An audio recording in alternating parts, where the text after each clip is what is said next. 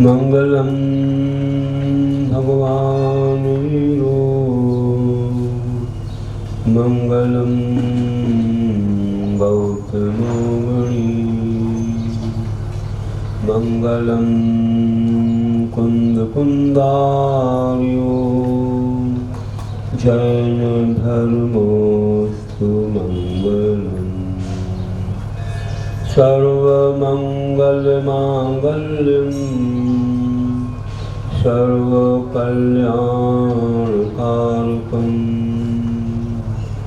प्रधानं सर्वधर्माणां जैनं जयतु शासनं जैनं जयतु शासनं जैनं जयतु शासनं। बोलिए देवादिदेव प्रथम तीर्थंकर श्री आदिनाथ भगवान की, वर्तमान शासनाय श्री महावीर भगवान की, अहिंसा परमो धर्म की, आचार्य गुरुवर श्री विद्यासागर जी महाराज की।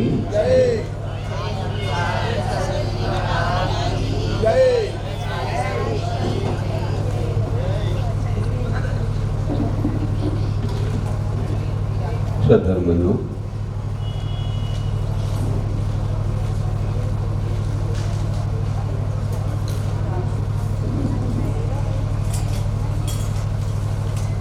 जीवन का रहस्य बताने वाले हमारे पूज्य मोक्ष मार्गी वे गुरु, जिनसे ही हमारा मोक्ष मार्ग शुरू होता है। गुरु ना हो तो मोक्ष मार्ग शुरू नहीं हो, क्योंकि वे प्रेरणा देते हैं, वे प्रेरक निमित्त होते हैं, समझाते हैं, बताते हैं, कभी डांट भी लगाते हैं। मोक्ष पथ पर स्वयं चलते हैं, सबको चलाते हैं। ज्ञानाचार, दर्शनाचार, चरित्राचार, तपाचार, वीराचार को पालन करने वाले और सबको कराने वाले, अपने शिष्यों को भी उसी पथ पर चलाने वाले वे गुरु धन्य हैं। इसलिए हम लोग हमेशा बोला करते हैं कि मोक्ष पथ गुरु से शुरू होता है, गुरु बिन जीवन शून्य होता है। मोक्ष पथ गुरु से शुरू होता है और गुरु बिन जीवन शून्य होता है। इसलिए अपना जीवन मंगलमय बने, अपना जीवन ज्ञान दर्शन आदि से भर जाए, इस प्रकार से हमारा ये जीवन बहुत शांत और निर्मल उन्हीं से बनता है। इसलिए हम हमेशा अपने किसी भी कार्य के पूर्व उन्हें याद करते हैं। कहाँ से हमारा पूर्व में भी था, आगे भी रहेगा, वर्तमान में छुप गया है, भले ना हमें नजर आता हो, लेकिन छुप जाता, कहीं बाहर नहीं जाता, छुप जाता। वह विभाव के कारणों के मिलने से ऐसा होता है। तो जैसे हम देखते हैं कि जल शीतल होता है, लेकिन शीतलता कहाँ चली जाती है? किसी निमित्त से जाती है, अग्नि निमित्त बन जाती है, शीतलता छुप जाती है। और अग्नि का संपर्क हटता है तो वह पुनः शीतलता प्रकट हो जाती है। कहाँ से आती है? कहीं बाहर से नहीं, उसके पास ही थी, लेकिन वो छुप गई थी और वह प्रकट हो जाती है। तो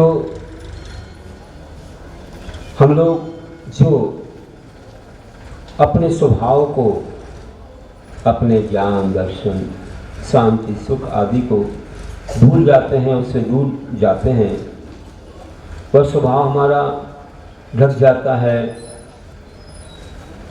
कोई कहते समाप्त हो जाता है। कुछ भी कहो, स्वभाव तो हमेशा वैकालिक ही है। हाँ, वर्तमान में जरूर किसी कारण से नजर नहीं आता। और जब गुरु कहते हैं कि तुम विभाव को हटा दो, विभाव को कैसे हटाएंगे? विभाव के कारणों से दूर हो जाएंगे कि विभाव चला जाएगा। जो राग द्वेष हो रहे हैं, जो विषय कषाय हो रहे हैं, ये आत्मा का स्वभाव नहीं है, ये विभाव है। इसे हटाओ। तो कैसे हटाना है? कैसे हटेगा ये विभाव? इसका मूल कारण क्या है? उसे हटा देंगे तो विभाव चला जाएगा। स्वभाव को कहीं से लाना नहीं पड़ेगा, किसी चम्मच शक्कर जैसा डालना पड़े, ऐसा नहीं है। वो तो अपने आप प्रकट हो जाता है। हमें विभाव के कारणों से दूर होना पड़ता है। जैसे कि जल के लिए कारण अग्नि, उसी प्रकार हमारे लिए जो कारण है वह बाह्य परिग्रह है। उस परिग्रह के कारण व्यक्ति राग द्वेष करता है, विषय कषा में उलझ जाता है और वह विभाव में चला जाता है। तो उसके अंदर जो तरह तरह के विकल्प होने लग जाते हैं, कषाएं होने लग जाती हैं, क्रोध, मान, माया, लोभ कषाएं होती हैं, राग द्वेष होते हैं। इसका कारण एकमात्र परिग्रह है। परिग्रह की लालसा में व्यक्ति सब कुछ कर बैठता है, क्रोध भी करता है, मान भी करता है, माया भी करता है, लोभ भी करता है, सब कुछ। और परिग्रह को छोड़ दिया जाए या परिग्रह से आशा तोड़ दी जाए तो फिर अपने आप सब दूर हो जाते हैं। फिर किसी प्रकार के राग द्वेष आदि नहीं होते। पर के संपर्क से ही राग द्वेष होते हैं, और पर का संपर्क छोड़ के अपने आप में आ जाओ तो सब राग द्वेष समाप्त हो जाते हैं। हमारे भगवान ने यही किया, सब पर संपर्क को छोड़ दिया, संसार को छोड़ के जंगल में जाके अपनी आत्मा में लीन हो गए, भूल गए सब कुछ, अपने स्वभाव में आ गए। कर्मों का अभाव कर दिया उन्होंने। पहले संसार की वस्तुओं का अभाव किया और फिर कर्मों का अभाव। क्योंकि जब तक पर को नहीं छोड़ेंगे तो फिर कर्म आते ही रहेंगे। उससे राग द्वेष होंगे तो कर्म आते हैं। इसलिए गुरु ही हमें बताते हैं कि देखो क्या करना है तुम्हें। विभाव को हटाने के लिए तुम्हें पर वस्तु से मोह को हटाना है, सब आशाओं को छोड़ना है। तो गुरु से हमारा जीवन शुरू हो जाता है और हम अपने स्वभाव को एक दिन पा लेते हैं। घट में उष्ण जल शीतल होता, स्वभाव आता विभाव होता। घट में उष्ण जल शीतल होता, उष्ण जल शीतल हो जाता है। घट में रखने से तो बहुत शीतल हो जाता है, और वैसे भी अगर अग्नि का संपर्क हट जाए, वह किसी प्रकार की धूप से या अग्नि से ना तपे तो अपने आप स्वभाव में आ जाए और विभाव चला जाए। तो हमारे लिए जीवन में जो क्रोध आदि भाव हैं, विभाव हैं, ये चले जाएंगे। कब जाएंगे? जब हम बाहरी पदार्थों से संपर्क तोड़ देंगे, हम स्वभाव में आ जाएंगे, विभाव समाप्त हो जाएंगे। तो घट सम हमारे मुनि हैं। घड़े में जैसे जल शीतल होता है, वैसे उनका जीवन बड़ा शीतल होता है। वे शांत स्वभावी होते हैं, निर्विकल्प होते हैं और स्वयं ही स्वभाव में हैं तो सबको भी स्वभाव में लाते हैं। ऐसे अमृत को पिलाते हैं कि सब स्वभाव में आ जाते हैं। ऐसी अपनी चर्या करते हैं कि उसको देख करके सब अपने स्वभाव में आ जाते हैं। तो ये है, उनसे सबक हमें लेना चाहिए कि उन्होंने कैसे अपने जीवन को महान बनाया है। बस उसी रास्ते से शिष्य चलता है तो वह भी एक दिन गुरु जैसा बन जाता है। तो घट सम शोभा मुनि हैं पाते, विभावी आत्म को स्वभाव लाते। घट के समान मुनि लोग शोभा पाते हैं, उनके पास भी वही अपने गुण रूपी शीतलता है। और जितनी भी विभावी आत्माएं आती हैं उन सबको भी स्वभाव में लाते हैं, उपदेश दे करके अपने चारित्र के द्वारा, अपने स्वभाव के द्वारा सबको भी स्वभाव में लाते हैं। उनके पास रहने से सामने वाला भी संत समागम से वह भी संसार का अंत कैसे करना सीख जाता है। संत तो वही हैं जो संसार के अंत को सिखा दें, उस मार्ग को दिखा दें। तो हम भी संतोषी बन जाएं। जैसे गुरु महाराज कहते हैं कि संत समागम की यही तो सार्थकता है कि संसार का अंत दिखने लग जाता है। अंत संत सामने वाला तुरंत संत संयत बने या न बने, लेकिन संतोषी अवश्य बनता है। संत समागम की यही तो सार्थकता है कि संसार का अंत दिखने लग जाता है। तो हम जैसे वातावरण में रहेंगे वैसा अपना जीवन बन जाएगा।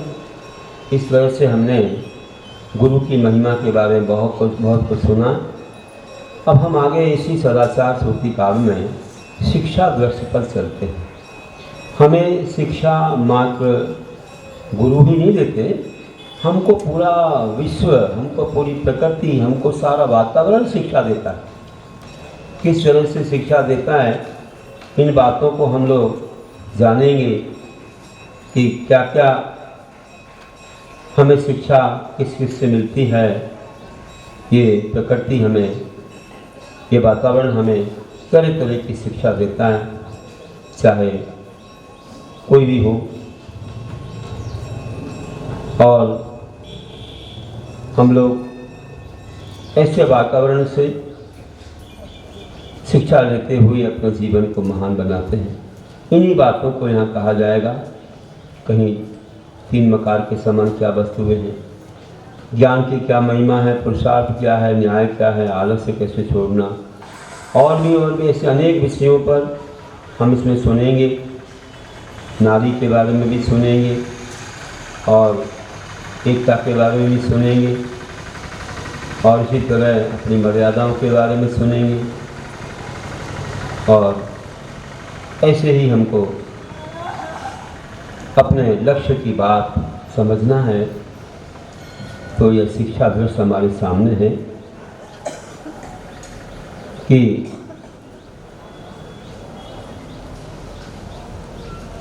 तीन मकार होते हैं,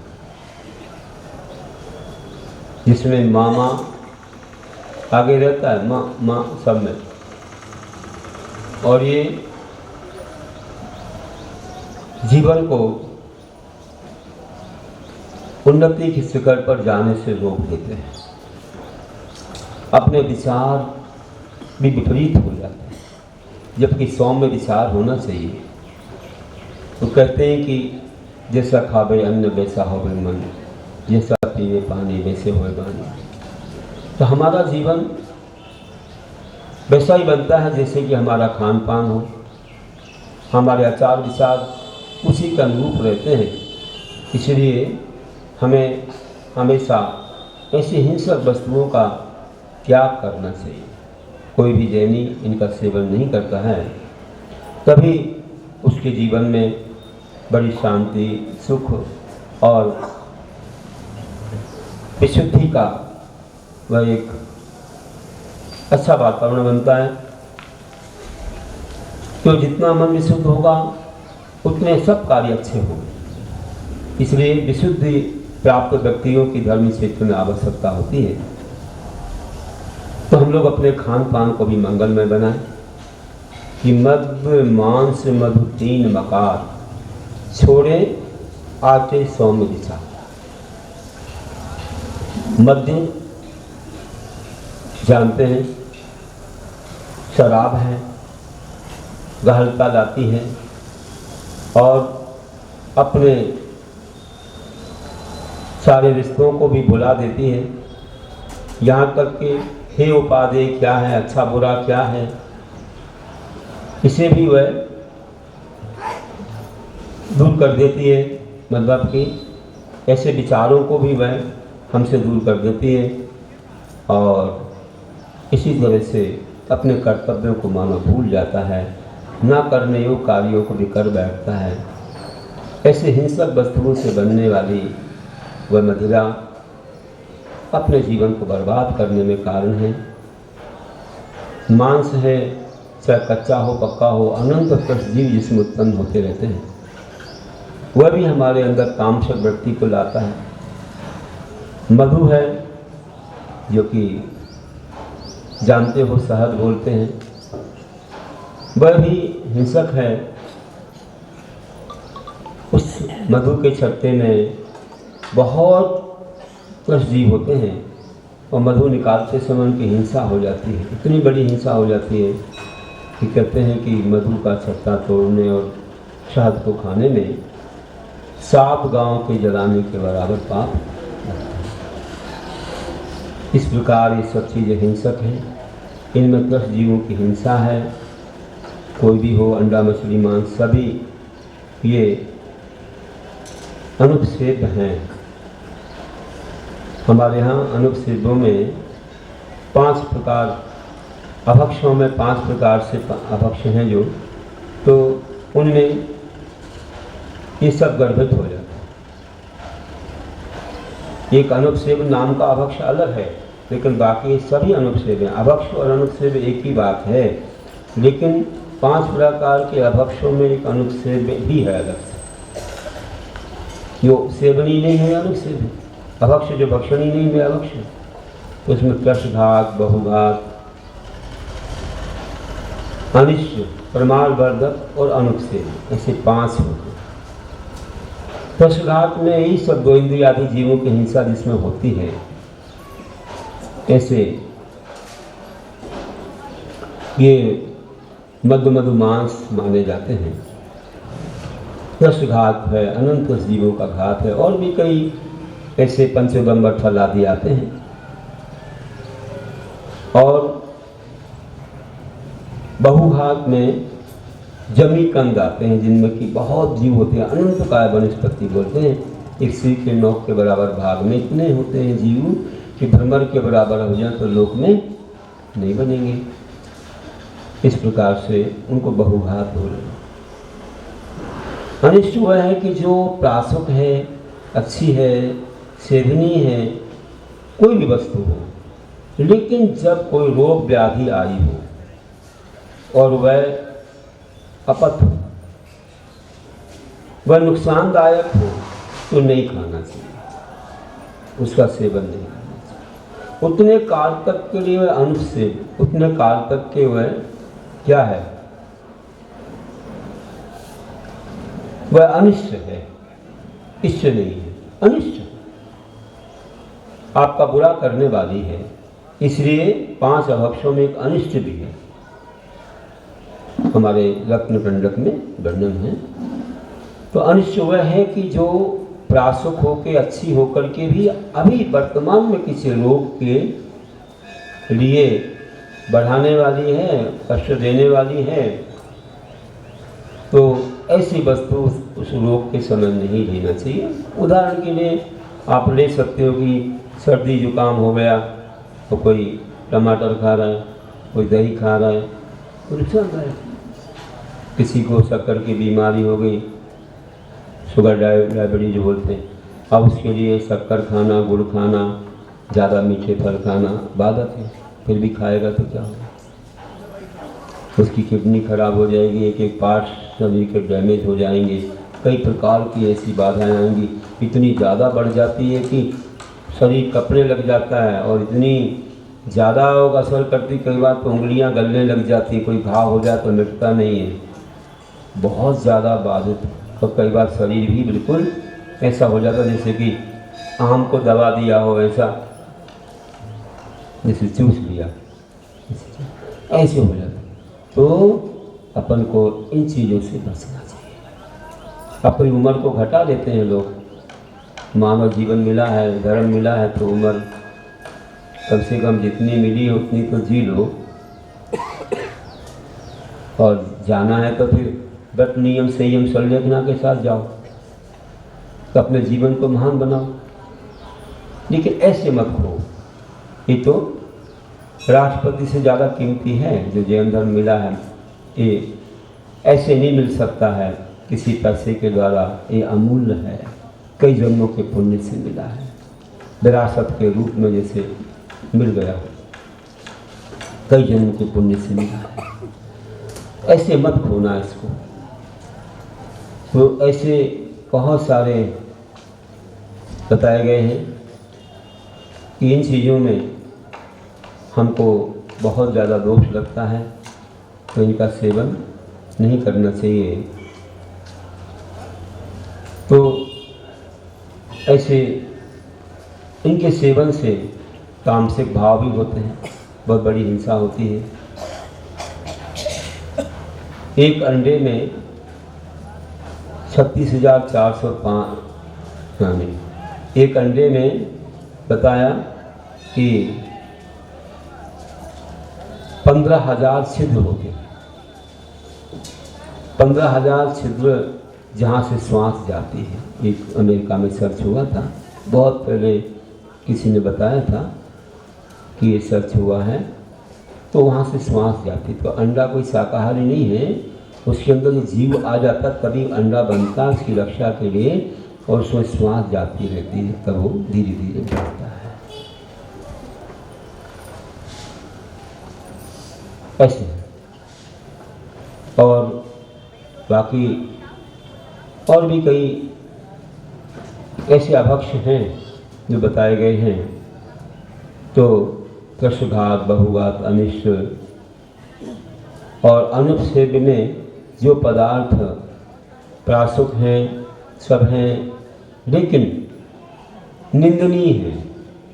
निंदनीय कैसे हैं कि भाई शरीर के धातु उपधातुएँ जो भी हैं, मुख में रहने वाली कोई भी चीज़, ये सब चीज़ें सेवनीय नहीं है, निंदनीय मानी। जैसे ऊँट का दूध है, शंख भस्म वगैरह हैं, ये सब निंदनीय है। पान का उगाल वगैरह हैं, ये सब वर्णन किया है रत्नगण की, रत्नगण सावकाचार्य की टीका में वर्णित हैं। तो इन्हें कभी नहीं सेवन करना चाहिए। मद्य का निर्माण भी बड़े हिंसक तरीके से होता है। पदार्थों को सड़ाया जाता है, गलाया जाता है, फिर होता है उसमें बहुत जीवों की उत्पत्ति हो जाती है। कई बार तो देखा, एक बार दिखाया कि जो गटर नाले का पानी है उसे एक व्यक्ति छान करके ड्रम में गर्म कर रहा है और उसकी भाप से शराब बना है। अपनी आँखों से देख लिया। एक बार इससे जा रहे थे कि गटर नाले के पास एक व्यक्ति नीचे आग जला के ऊपर एक बर्तन रखे और पानी उसका उसमें डाल रहा था छान से, एक ड्रम रखे था। अच्छा क्या होता है? बोले महाराज बहुत गंदी चीज़ बनाता है। क्या? बाद में बताया शराब बना। तो ऐसे पानी से शराब बना रहा, कितनी गंदी चीज़ें नहीं उसमें होती। इसलिए कभी ऐसे पदार्थों का सेवन नहीं करना चाहिए। ये सब अपने जीवन को बर्बाद करने वाले हैं, अपने धर्म से हमें दूर करने वाले हैं, अपने भावों को विकृत करने वाले हैं। इसलिए हमें सद्गति पाने के लिए, धर्म को बढ़ाने के लिए और विशुद्धि लाने के लिए इन सब चीज़ों का त्याग आवश्यक है। इसलिए बोला है कि मध्य मांस मधु 3 मकार, छोड़ें आते सौम्य विचार। इनको छोड़ेंगे तो अच्छे सौम्य विचार आएंगे, बहुत अच्छे ऐसे विचार आएंगे कि धर्म करने के, उपकार करने के, दया करने के, दान आदि करने के, खूब अच्छे व्रत नियम से लेने के भाव आएंगे। और इन चीज़ों का सेवन करेंगे तो वे भाव नहीं आ पाते। अब देख लो, लोग अपने जीवन को शुद्ध बनाते नहीं हैं, अपने जीवन को निर्मल नहीं बनाते, विशुद्धि नहीं बढ़ाते, केवल वे इन 3 मकारों के समान और कोई मकार ले आते हैं। उसी से सोचते हैं कि हमारी जय जयकार हो जाए। और 3 मकार, नए मकार कौन से हैं भैया? तो वे हैं माइक, माला और मंच। माइक में भी माँ है, माला में भी माँ है, और मंच में भी है। तो ये भी एक नाम को बढ़ाते हैं, लेकिन जो 3 मकारों को छोड़े बिना इसको अपनाएगा तो क्या शोभा है जीवन की? ये भी एक मकार ही है। तो आचरण के बिना इनकी कोई शोभा नहीं है। जिसके जीवन में सदाचार है, सद्विचार है, वही इनसे शोभनीय होता है। उसको तो लोग चाहते हैं कि भैया आओ, अच्छी वाणी हो आपकी, और माला भी पहनाएंगे लोग, मंच भी दे देंगे। तो देखो, हमने यहाँ माइक शब्द नहीं दिया, अंग्रेजी शब्द है, हमने दूसरा दे दिया कि वाणी, माला, मंच प्रकार, नाम चाहे हो सब निस्सार। वाणी, माला, मंच, ये जो प्रकार है, अगर नाम मात्र की चाहना है तो सब निस्सार। तो नाम की चाहना नहीं है, उपकार करने की, धर्म करने की, प्रभावना करने की भावना है, तो इसमें सार है। मात्र नाम से कोई सार नहीं है। इसलिए इसके पीछे हमारा उद्देश्य धर्म को बढ़ाने का होना चाहिए। जीवन में शिक्षा का बहुत महत्व है। ज्ञान बढ़ता है, ज्ञान बढ़ने से हम धर्म की सेवा कर पाते हैं, देश की सेवा कर पाते हैं। और जीवन की सारभूत वस्तु तो वास्तव में ज्ञान ही है। ज्ञान मिल गया तो हे उपादेय के माध्यम से, हे उपादेय के माध्यम से हम हेय को छोड़कर उपादेय को पा करके अपने जीवन को सार्थक बना सकते हैं। और जब तक के हे उपादेय का ज्ञान नहीं है, तब तक हम गलत काम को करते चले जाएंगे, गलत को ही हम अच्छा मान लेंगे, इसी में हमारा कल्याण है नहीं। जिनवाणी क्या कहती है, गुरुओं ने क्या कहा, कौन सी चीज़ उपयोगी, कौन सी अनुपयोगी, उसे छोड़ दो। जहाँ ज्ञान नहीं है, वे व्यसनों को करते हुए अपना कर्तव्य समझते हैं, व्यसन करते चले जाते हैं, मांस आदि का सेवन करते हुए सोचते हैं हमारा जीवन चल रहा है और यही हमारा जीवन है, यही सब कुछ है। केवल हम लोग देख रहे हैं, आज हम इसे देश में हैं, आज हम इसे कुल में हैं, इसी परंपरा में हैं, हमको बहुत अच्छा सब कुछ मिला है विरासत के रूप में। तो हम लोग अपने जीवन के सार को पा लेंगे, क्योंकि हमें ज्ञान भी मिला है, पूर्वजों ने ज्ञान भी दिया है, तो हम कभी विपरीत मार्ग में नहीं भटक पाएंगे। इससे हम अपने देश, समाज, धर्म की रक्षा कर पाएंगे। तो शिक्षा बहुत अच्छी चीज़ है। शिक्षा से ज्ञान बढ़ता है, लेकिन शिक्षा के साथ कभी आचरण को ना भूलें। अपने जो सदाचार हैं, सद्विचार हैं, वो अपने कायम रहें। वो शिक्षा ऐसी ना हो कि बाहर गए पढ़ने तो हमने सब कुछ जैन धर्म के नियमों को भुला दिया, छान के पानी पीना, रात्रि भोजन नहीं करना, हिंसक वस्तुओं का सेवन नहीं करना। ये सब नियमों को अगर हम भुला देंगे तो शिक्षा से क्या मतलब है? तो बाहरी शिक्षा हुई, केवल लौकिक धन पैसे को कमाने वाली शिक्षा हो गई। आपने धर्म को तो गंवा दिया। इसलिए हम वहीं पर ही शिक्षा प्राप्त करें जहाँ पर हमें ऐसे जिनेन्द्र प्रभु का दर्शन हो, जहाँ हमें छान करके पानी मिले, जहाँ हमको दिवा भोजन मिले, जहाँ हम सब व्यसनों से या अभक्ष्य वस्तुओं से हम दूर रहें और माता पिता को भी ना भूलें, अपने गुरुओं को, जिन मंदिर को ना भूलें, हमें हमेशा भी प्राप्त होते रहें। ऐसे अपने नगर आदि में ही शिक्षा प्राप्त करनी चाहिए, क्योंकि सबसे बड़ी कमाई तो धर्म है। वह शिक्षा कोई काम नहीं आएगी, अगर धर्म भूल गए तो सब कुछ चला गया। लेकिन आजकल लोग उसके लोभ में चले जाते हैं बहुत दूर सुदूर और सब कुछ भुला देते हैं, क्योंकि नाम ख्याति की भावना की सब कहेंगे इतना पढ़ लिया, इतना सब कर लिया, विदेश जा कर के आ गया, फॉरेन रिटर्न हो गया, क्या कहना। लेकिन क्या गंवा दिया इसे किसी को नहीं मालूम है। जड़ वैभव के पीछे अपने धर्म को गंवा बैठे हैं, इससे क्या मिलने वाला है। अपने देश की संस्कृति है, अपने देश में महापुरुष लोग हुए, तीर्थंकर, ऐसे महान महान आत्मा हुए हैं, चाहे वे बलभद्र हों और भी हों, तो ऐसे राम आदि सब हुए हैं, कामदेव हुए हैं, हनुमान आदि। उन्होंने कैसे अध्यात्म को अपनाया, कैसे उन्होंने संन्यास लेकर, दीक्षा लेकर के अपने जीवन को महान बनाया। इस देश की धरती कण कण पावन है, तो विदेश में कहाँ ये सब मिलेगा। और साथ ही इनको बताने के लिए जो आपको मिले हैं गुरु, जिनवाणी और माता पिता, उनके निकट रहेंगे तो सब संस्कार मिलेगा। हम उनसे दूर चले गए तो कोई बताने वाला नहीं है, तो भटक जाते हैं लोग। विदेश में तो ठीक, अपने देश में ही भटक रहे हैं, केवल बस पंख लगा के उड़ते रहते हैं। क्या क्यों भैया? नहीं, बस ज़्यादा पढ़ लिया तो उड़ गए, फिर किसी की सुनना नहीं है। तो जीवन में धर्म जो चीज़ है उसको गंवा देना फिर बहुत बड़ी हानि है। मात्र धन कमाना सब कुछ नहीं है, अपने चारित्र को स्थिर रखना, सुरक्षित रखना, उसी से प्रभाव सुधरने वाला है। इस भाव में भी शांति, प्रभाव में शांति। तो शिक्षा उत्तम, ज्ञान अपार, स्वदेश सेवा जीवन सा। शिक्षा उत्तम, ज्ञान अपार, स्वदेश सेवा जीवन सा। उत्तम शिक्षा हो, अपार ज्ञान हो, अपने देश की भी सेवा हो, और सब कुछ अपने धर्म समाज की भी रक्षा होती है, जीवन का सार मिल जाता है। पुरुषार्थ करते चले जाओ, विश्राम करने को कहाँ वक्त है। पुरुषार्थ में ही विश्राम है।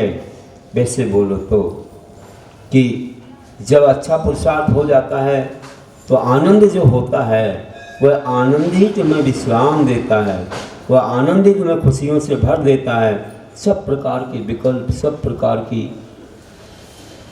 अशांति दूर हो जाती है, और वही सबसे बड़ी चीज़ है। और मानो तुम पुरुषार्थ ना करो, कितना भी सो, कितना भी खाओ पियो, सब कुछ मिल जाए, फिर मन प्रसन्न नहीं रहता।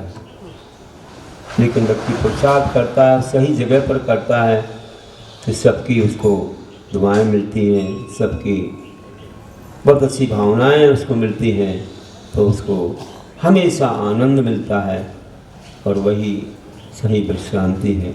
सही प्रकार से कहना चाहिए आराम है उसके लिए। बस इतना ध्यान रखना है कि किस समय क्या करना चाहिए। आजकल लोग सही दिन का उपयोग नहीं कर रहे। जो दिन निकलता है, सूर्य निकलता है, उसका उपयोग सही नहीं हो रहा। आधा दिन तो लोग सोने में इसमें निकाल देते हैं, तैयार होने में, फिर आधा मिला, फिर रात्रि लगभग आधी या कितनी निकाल देते हैं मालूम नहीं है। जब विश्राम को मिली है तो उसमें तो लोग यहाँ वहाँ की बातों को करने में समय खोते हैं। जो दिन मिला है उसमें प्रमाद हो जाता है। जब रात में जगेगा तो 1-2 बजे तक, तो दिन में क्या, दिन में फिर सोएगा। तो जो कर्तव्य के लिए दिन मिला है वो नहीं कर पाते हैं। तो आज का मानव सनलाइट में तो सो रहा है और ट्यूबलाइट में जग, सनलाइट में सोता है ट्यूबलाइट में जग, उल्टा काम हो गया। तो सनलाइट तो नेचुरल है, ये ट्यूबलाइट तो डुप्लीकेट है, इसको बनाना पड़ता है लाइट को, कुछ आरंभ सारंभ हिंसा भी होती है। और सनलाइट में कुछ नहीं है, कोई हिंसा नहीं है, स्वाभाविक रूप से मिली हुई है, उसका उपयोग करें, अच्छा रहेगा, शरीर भी स्वस्थ रहेगा। तो रात्रि विश्रांति दिन पुरुषार्थ, लक्ष्मी आवे न्याय के साथ, कि हम रात्रि में विश्रांति और दिन में पुरुषार्थ करें, और जब न्याय नीति अपनाओगे उससे जो लक्ष्मी आएगी बढ़ती ही चली जाएगी। अन्याय करने वालों की संपत्ति हमेशा को नहीं रहती है, कुछ थोड़ा पुण्य रहता पूर्व जन्म का, तो जल्दी समाप्त हो जाता है, तो व्यक्ति दुखी हो जाता है। कहते हैं कि अन्यायोपार्जितम वृत्तम 10 वर्षेण तिष्ठति प्राप्तित्व 11 वर्षे समूलम तद्वनिष्यति, कि अन्याय से उपार्जित धन अधिक से अधिक 10 वर्ष रहता है, उसके बाद तो वह समूलम मूल चूल सब चला जाता है। इसलिए हमें हमेशा ध्यान रखना है कि सत्य से चलें, देर है लेकिन अंधेर नहीं है। किसी महान ने कहा कि हमारे विकास में 1 वर्ष की अपेक्षा 10 वर्ष लग जाएं, लेकिन हमारे साधन पवित्र होंगे। अपवित्र साधनों से हिंसा आदि करके व्यसन करके हम कोई कार्य कर लेंगे, लेकिन वह स्थायी नहीं होगा, वह अपने को ही धोखा देगा। इसलिए हमें न्याय नीति से चलना, भले देर लग जाए, और वह विजय ही सच्ची विजय है। सत्य में वो जायते कहते, सत्य की विजय होती है, देर से भले हो लेकिन वह स्थायी है।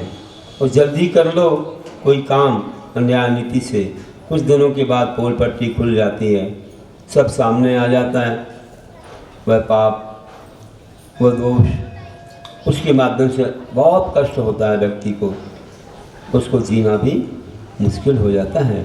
इसे न्याय नीति के साथ लक्ष्मी आना चाहिए तो जीवन महान बनता है। तो हम लोग विचार करें कि हमारा जीवन हमेशा अच्छे विचारों में जाए और अच्छे आचरण में जाए। तो अगर हमारा अच्छा विचार, अच्छे भाव हैं, तो समझ लो कि जीवन का सार मिल गया, और नहीं मिला तो समझ लो कि जीवन निस्सार हो गया। तो निस्दिन चिंता लोक विचार आत्मरोध से भवनिस, हमेशा हम लोग दिन रात चिंतन करें अपनी आत्मा का, धर्म का, लेकिन चिंता ना करें। संसार की बातों में, चाहनाओं में चिंता होती है, और धर्म के कर्तव्य में चिंतन होता है। चिंता और चिंतन में बहुत अंतर है। संसार का चिंतन हमें चिंता कराता है, और चिंता हमारे जीवन को बर्बाद कर देती है। कहा है कि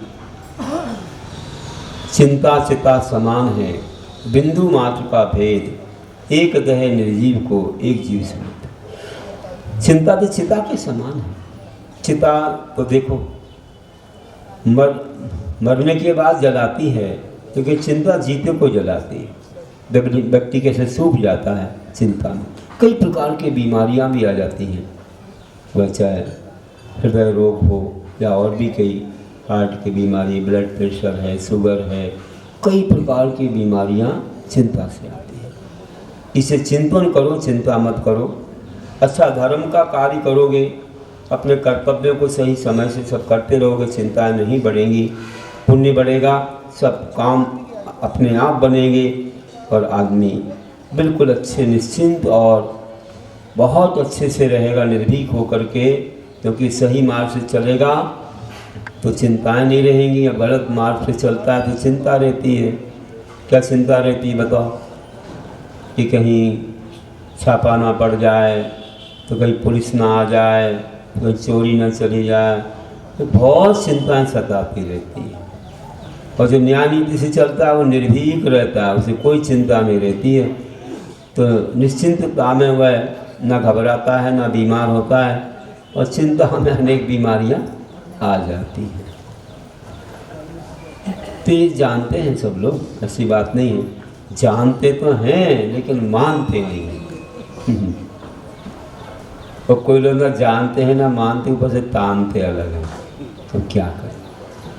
इसलिए कहा है कि भैया क्या, आमद कम खर्चा ज़्यादा लक्षण है मिट जाने का, और कुबद कम गुस्सा ज़्यादा लक्षण है पिट जाने का। कि आमद कम खर्चा ज़्यादा लक्षण है मिट जाने का, मिट जाओगे, बर्बाद हो जाओगे, दिवालिया हो जाओगे। और कुबद कम गुस्सा ज़्यादा लक्षण है पिट जाने का। उतना प्रभाव तो है नहीं, कुछ विशेषता तो है नहीं, गुस्सा ज़्यादा करो तो क्या होगा? तो पीटेंगे लोग, मारेंगे, है ना। इसलिए अपन को शांति से काम लेना चाहिए, अच्छे मार्ग से चलना चाहिए। तो यही बताए हैं कि निस्दिन चिंता लोक विचार आर्तरोध से भव निस्सार। आर्तरोध ध्यान होते हैं, ये पाप के ध्यान है। निस्दिन चिंता करते रहो, संसार की बातें सोचते रहो, तो आर्तरोध ध्यानों से अपना जीवन निस्सार हो जाता है, कुछ नहीं मिलता है, ऐसे ही चले जाते, पूरा जीवन खो देते हैं विषयों में, पापों में। फिर पछताते हैं, अरे भैया इतना कीमती था, देवता भी तरसते हैं, अगर इस जीवन में कुछ धर्म कर लेते तो आज कहाँ से कहाँ पहुँचते, स्वर्ग में जाते और ऊपर वाले देव बनते। जितना ज़्यादा नियम संयम पालते उतने ऊपर जाते हैं, और नहीं तो नीचे। कोई कोई तो सेवक बन जाते हैं, आभियोग देव, विमान बन जाओ, हाथी घोड़े बन जाओ, इसी आज्ञा चलाते। कोई भवन प्रयोग में जाते फिर दुखी रहते हैं, तो कोई कोई फिर दुर्गति में ही चले जाते हैं। इसलिए ध्यान रखना, आर्तरोध ध्यान ना हो, हमें अच्छे क्षेत्र में काम करना चाहिए। तो कभी हमें आलस नहीं करना, धर्म को हमेशा ध्यान रखो। धर्म का ध्यान रखोगे, धर्म की रक्षा करोगे, तो तुम्हारी रक्षा हर जगह होगी। कहीं भी जाओ, विश्व में किसी कोने में चले जाओगे, तो तुम्हारे पास धर्म है तो पुण्य है, तो पुण्य है तो अपने आप तुम्हारे लिए मित्र मिल जाएंगे, रक्षा करने वाले सहयोगी हर जगह मिल जाएंगे। और जिसके पास धर्म नहीं है उसको अपने घर वाले भी साथ छोड़ देंगे, सब अपने मुख को मोड़ लेंगे, थू करेंगे और सब निंदा करेंगे, कहेंगे ये जीवन कितना बेकार है, इसने कुछ कर्तव्य नहीं किया, पूरा पापों में बिता दिया। इसलिए हमें धर्म की सुरक्षा करना है, आलस्य को छोड़ना है और कर्तव्य में दिन रात लगे रहना है। तो ये कर्तव्यों की जागृत अवस्था ही हमारे जीवन को महान बनाएगी। धर्म सुरक्षा, आलस त्याग, कर्तव्यों में निस्दिन जाग। धर्म सुरक्षा, आलस त्याग, कर्तव्यों में निस्दिन जाग। कर्तव्य में हमेशा जगते रहो, अपने कर्तव्य मत छोड़ो। साधु लोग सामायिक स्तुति, वंदना, प्रतिकूल, प्रत्याख्यान, कायेश्वर 3 बार करते हैं।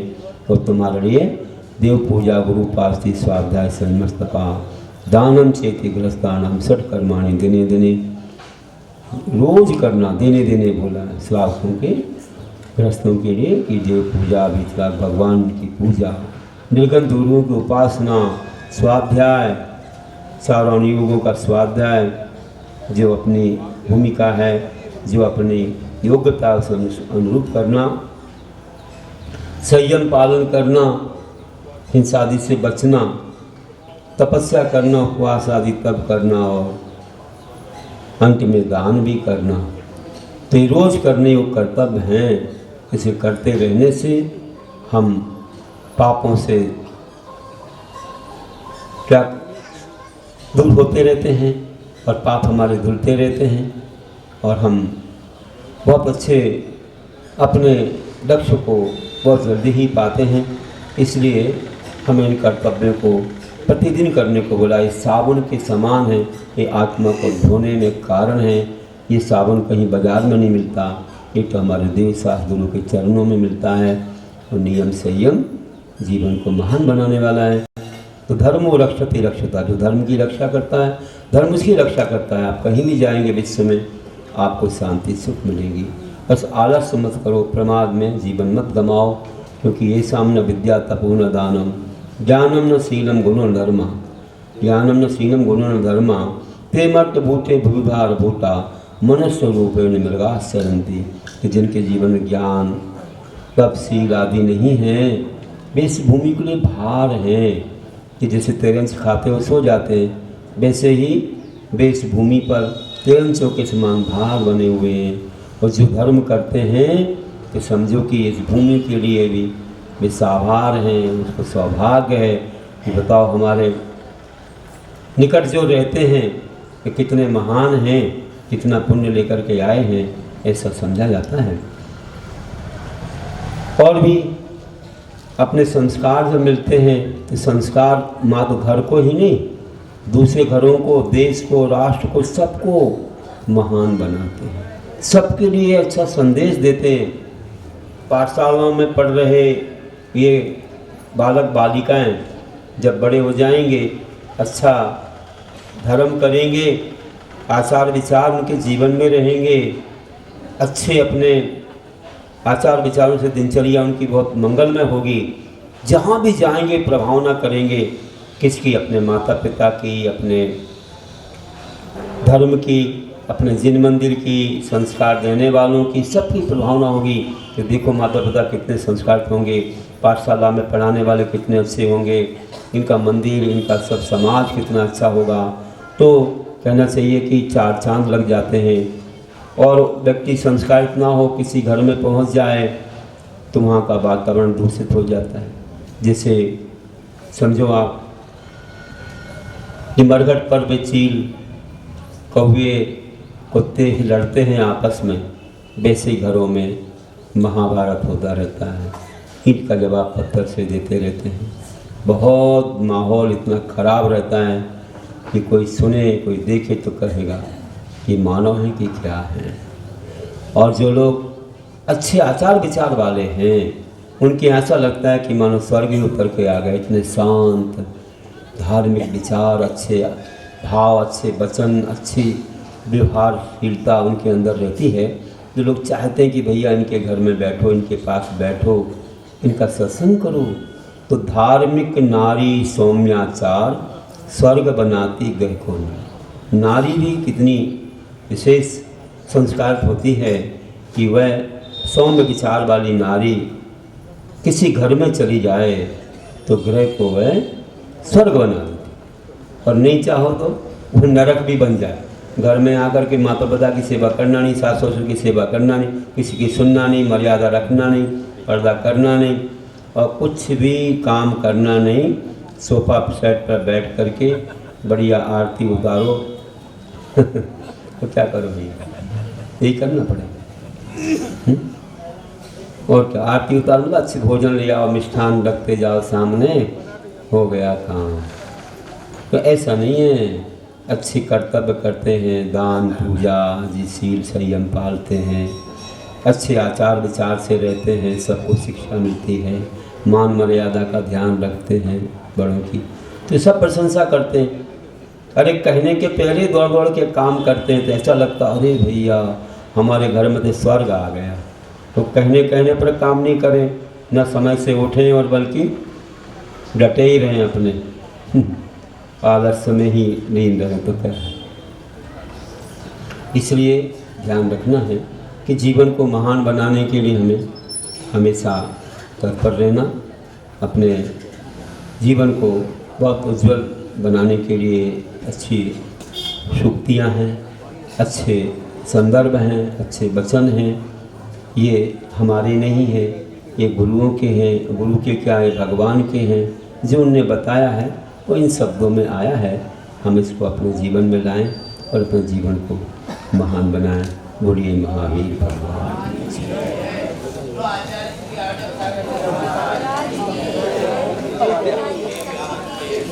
जावानी के जानते सूझे लोकालो, सोवाणी मस्तक नमो सदा दे ढूंढो।